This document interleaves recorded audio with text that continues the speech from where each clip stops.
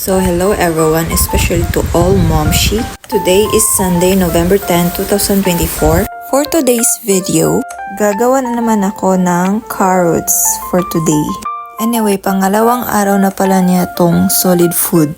So una, hihiwain lang natin siya ng maliit. Bago siya steam, dapat linisan muna natin siya. So ayan, tapos na natin siyang hiniwa. Itlalagay lang natin siya dito, lilinisan. At pagkatapos, steam na natin siya. Bago nga pala natin siya steam, lagyan muna natin siya ng tubig. So ayan, i-on na natin at saka pindutin lang natin yung steam. So wait lang natin 15 minutes. So after 15 minutes, kunin lang natin, try natin siyang pigain gamit yung kutsara. Pigain lang natin siya kung okay na ba siya. Bago pala tayo mag-blender, kailangan natin munang kunin to at itatapon yung water.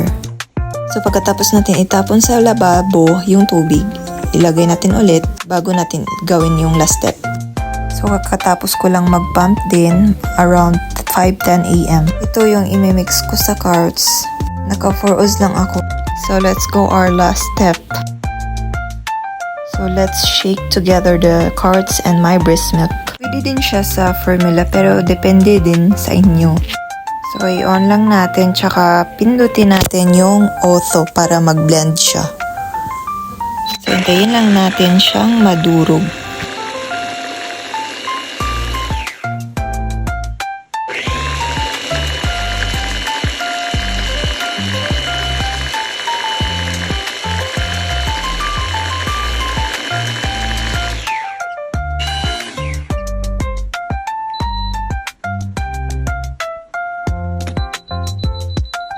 So, ayan na yung result.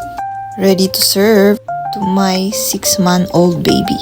Tignan natin kung anong reaction niya kapag nakakain siya nitong gawa nating carrots. So, ayan. Ready to serve to my baby.